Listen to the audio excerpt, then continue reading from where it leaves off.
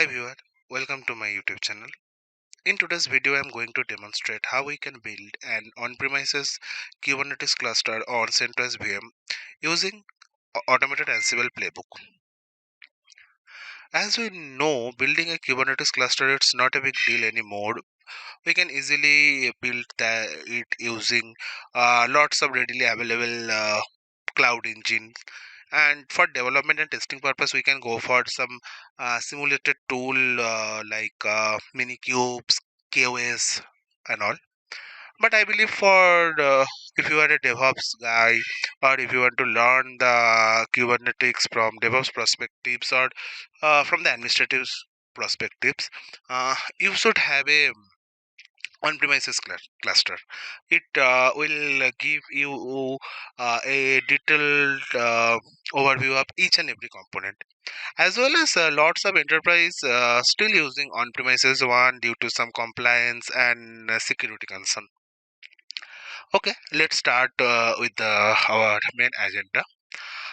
Although I have mentioned that in today we are going to do that one using Ansible, but still if you want to do it manually, you can refer this blog I have written. I have explained each and every part to build a Kubernetes cluster manually. I will paste the link in description. Okay, let me show my setup. Here I have two VM. In that this one I am going to use as the master node, and the other one this one is will be the master node, and the other one will be the worker node. This one is my Ansible server. So as a prerequisite, you can see my the configuration. It's not a big VM, and you have to add the detail of the other both server in the host file. Ignore that one as of for now. So focus on this 203 and 204. So 203 one this VM, 204 is the other one, and I have mentioned like M1, S1. You are welcome to change it. Not a big deal. And let me show you my Ansible host file. Here I'm using INI format. You can change it if you want. So I just added this two VM. One is the master one, and this one is the worker. I have already set up the keyless authentication. Although let me show you for verification. So I'm using the ping module and all as host. So it will check the connectivity as well as the readiness in both server. So as you can see, it's green and it's success. So we are good to go. Now let me start with the walkthrough of my playbook. I will upload that entire playbook in Git repo, and I will share the link. So it's basically a Ansible role, you can say. So for those who doesn't know what the Ansible role is, basically Ansible role is a collection of playbook which in where we just break the entire task into small part, and basically it's kind of a decoupling the entire process, and then we add or we call all of the small part using one centralized playbook. So basically we do that for reusability mainly. So here you can see I have three main playbook: add worker, build cluster, and clear KTS. Clear KTS is if there is already existing Kubernetes cluster or you want to destroy your cluster, you can call that one. Otherwise, first we need to run the build cluster, then add worker. Let me open that build cluster. So it contains some playbook. I have hashed that one. That one you can use like if you are just starting with a VM. I have just added some simple administrative tools like Vim Editor, Net Tools, wget, Telnet, and Git. And most importantly, I have disabled the AC Linux and disabled the firewall team. and I have updated that EM repository. As in those VM, that repository is already updated, and that firewall and SLNX is already disabled. So I'm excluding that one, but you can add this one definitely if you are just starting with a bare metal server. Although that disabling the firewall maybe in some production environment, that most of the some administrator doesn't like to disabling the firewall, but in lab definitely you can disable that.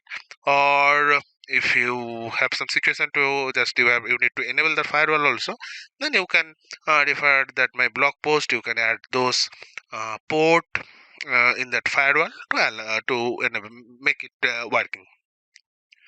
Okay, then let me explain the second one. This one is basically just in the playbook. We are installing the Docker on both VM. As we know, the Docker is the main component of a Kubernetes cluster. So let me explain that playbook line by line. Here I just named it gathering facts. No, otherwise it's taking the time unnecessary. For those who don't know what the gather fact is, let me explain the gather fact. If we set it as or yes, then basically Ansible will collect all the OS related information for that particular VM, like current time, build version, this, that. But as we don't really need any this kind of thing, so to saving time, I just made it off. Host is all means it will install on both, work on that both VM. Then I have added the three package. This three packages, you can say it's a prerequisite of that Docker one. Then I'm just downloading that Docker repo file, which is readily available inside that docker .com. Let me show you the what this file basically contained. So here is the file. Let me open it on Notepad++. So basically you can see it's just a very well-known format of our .repo file. Here it's just added that various all the repository related information of Docker. Then we are just enabling the Docker repository, Docker C repo. As you saw in that file, there are lots of repository, like this test repository, test debug info, test source, this and that.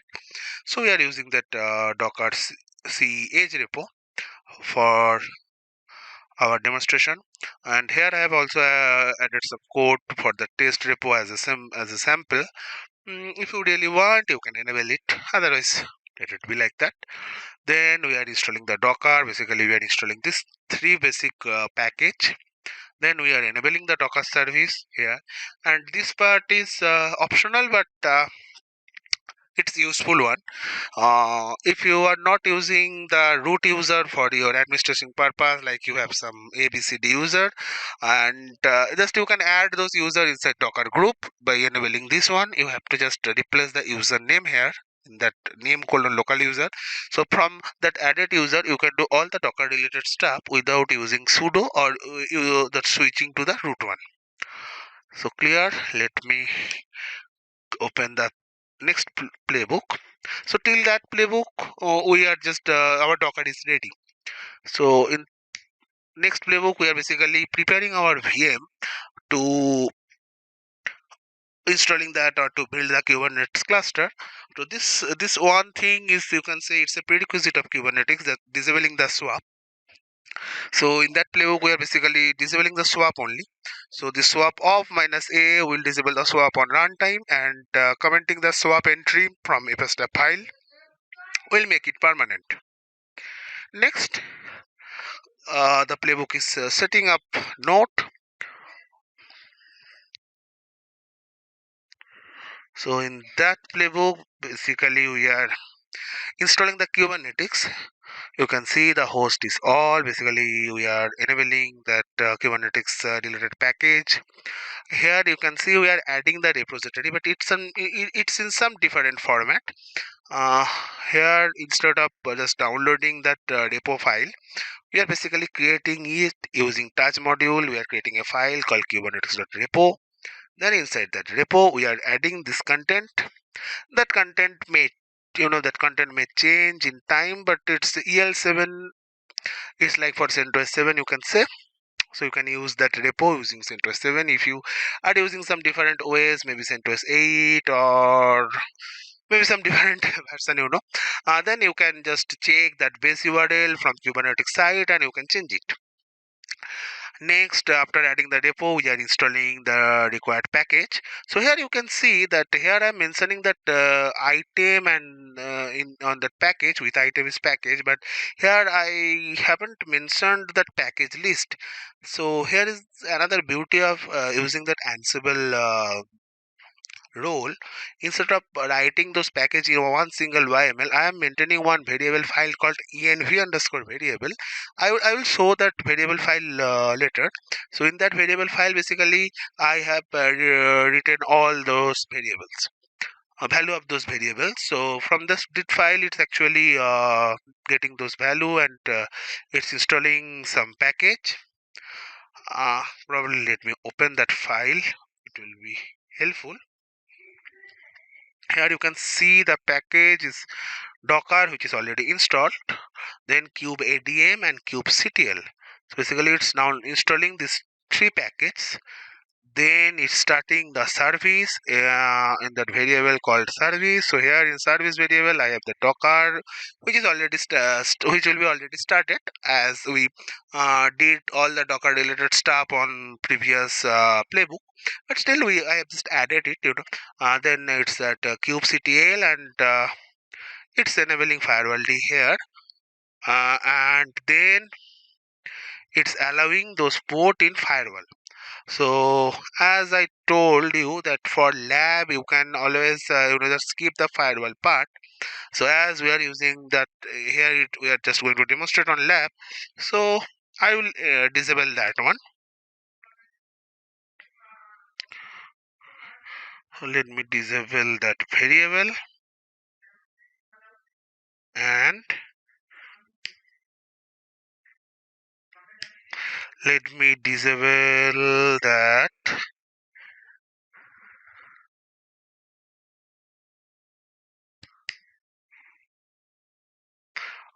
that firewall rule part. It's already commented, you can see. But as I told earlier, that if you just if you really want that firewall should be enabled, then only you can comment it out. Okay, now let's go for the next one.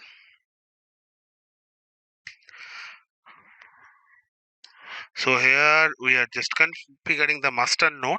That one is the main playbook, we can say. So here, instead of host all, we are running that playbook only on Kubernetes master node, which is this one, the 203. Here again we are calling that environmental variable file to initialize some variable only. Then in that first task, I am pulling some required image, which is required for build a Kubernetes cluster. Basically, this command will pull those image and store the will store those image inside that local Docker image store. Then this is that this one, that magical command to be initialize that Kubernetes cluster kubeadm init. You can see that command is same. If you just see my blog to build that manual cluster in manual way, the same command we are using basically. Here also the command is basically same. We are just adding few uh, more variables and a few more options. And here that ad address, that CIDRV, those variable are again that mentioned on environmental variable file. You can always change it if it's required. Then in that task, basically I am copying that entire std out and storing it inside a file called token file. Token file is not the file name, it's the name of the variable. And inside the token file variable of environmental variable file, the entire path is basically stored. I will show it again. And then we are just adding this 3 line We are executing this three command mkdir, then we are copying that kubernetes admin.conf inside the home directory of run current user, and we are doing the chown again. This thing is same. We did this thing on that manual part also. Here we just adding those things inside that playbook. And in the last part, we are installing some network plugin. Here I am using that Kubernetes funnel, and but you are welcome to use the another plugin if you want. So now our configuring that master is our configured. That build cluster YML is completed. Now let me show you the other one, that add worker. Okay, let me open that environmental variable again. So here is the file of token file name. This name I am using for token file, and here that DVR server, I have just changed it on that master server IP. If your IP is something different, you have to change it here. And CIDR v, that variable I used on that building cluster, basically in that part, that QADM, that CIDR, you remember. Where also you can just change those variable and IP as per your network topology. Now it's time to see the add worker YML. Here I have just imported one simple playbook. Let me open it. This one is also not a big thing. It's just it's just copying the token to worker node. That token file we created on that last execution, and is copying that work on to the worker node as a name join token. Then it's greping that grep -i cube adm and join command and that join token file. So basically it's running that command cube adm and join, and from the join token it's basically executing. Let me show you how it look like. uh, okay, it's not mentioned here. I will show you on time of execution. Okay, so we are ready. Let's fire that playbook and see what's happened. So for to fire it, Ansible hyphen playbook build cluster.yml. Okay, ignore that warning. So it skipped that install docker and install. It's just started that install docker one as part of the first one. Then it's adding the docker repo, enabling the docker h repo. It's done. Now it's installing the docker. And let me open another window. So we can open that playbook also, and we can relate that execution part.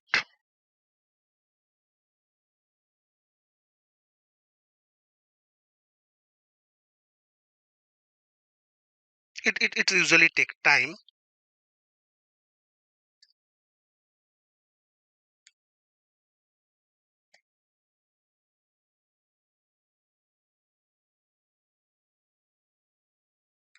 Okay, as you see, the first one is the install docker. Here it started the install docker. Then then let me open the playbook also again.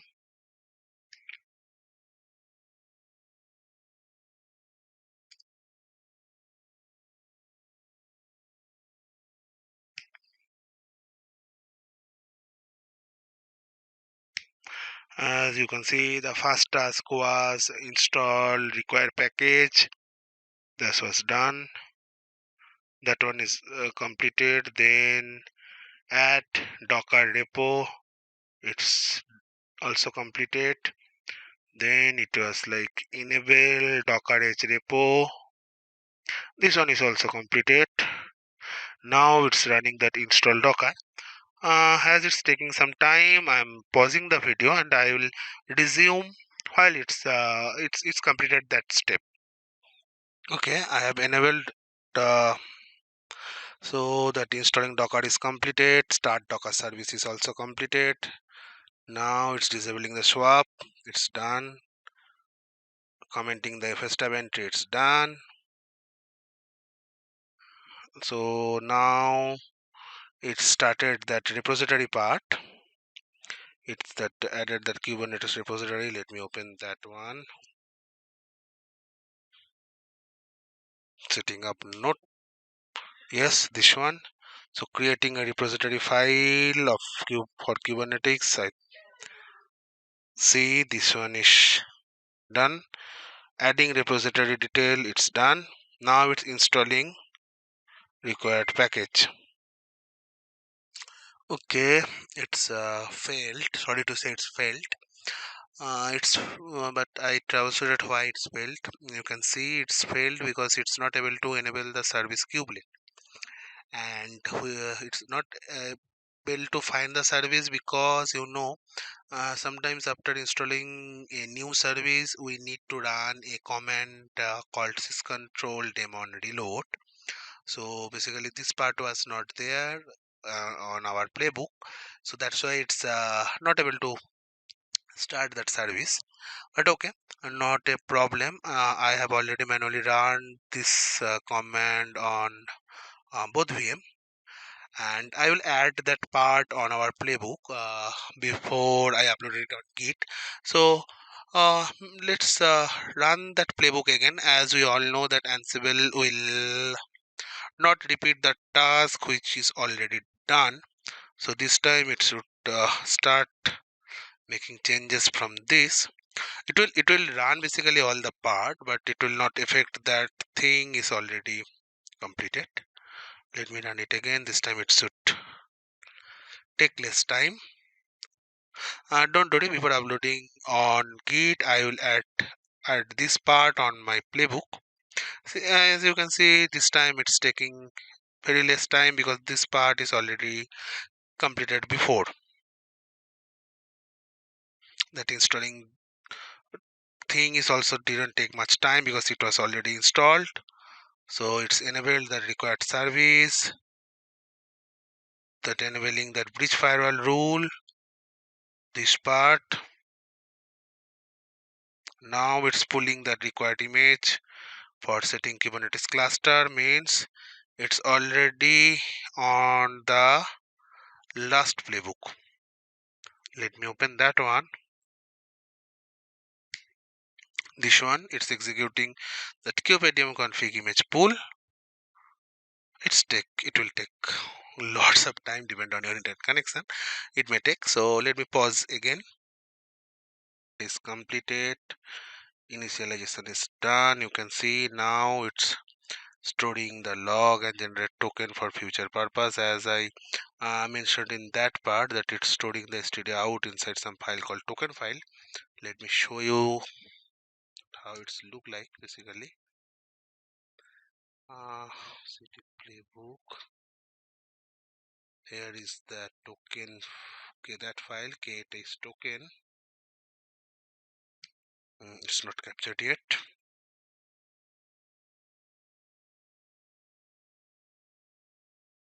Okay, here in join token, it's actually that part is done, that's why it's on join token only. See this one. So basically it's storing that entire std out, and it will run this command on the worker node for adding that worker. Now it's copying the required file. Okay, finally our playbook is completed. Execution part is completed. You can see that required file is done, that installing network add-on is done, and in recap you can see that failed equal to 0. So now we have one working Kubernetes cluster. Now it's time to join the worker node. Let me execute that add worker one.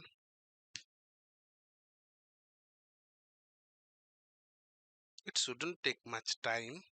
Still, let's see. Okay, some error, I think. Okay, it's I think some typo is there. Let me fix it. It was failed because actually this one is my it's my testing VM. So I have added that one was some working Kubernetes node earlier, and I haven't cleared it. So that's why I just cleared that configuration using kubeATM and reset, and then again I have executed that playbook. So far it's working good. You can see that I just use a kubeATM. I executed that kubeATM and reset, then it destroyed that entire configuration. Then I removed that file manually, and I have verified you from that PSEF that kubeATM and join is working as expected. Okay. Okay, finally so executed successfully, failed 0. Let me check manually using this command Kubernetes get note. Bingo, we have done it. That S1 is also added to the cluster. So that's all for today. Please let me know if you face any kind of issue during the execution. I will try to resolve it. You can download the entire set of playbook from the given git link as a git clone or the download as a zip. Thank you.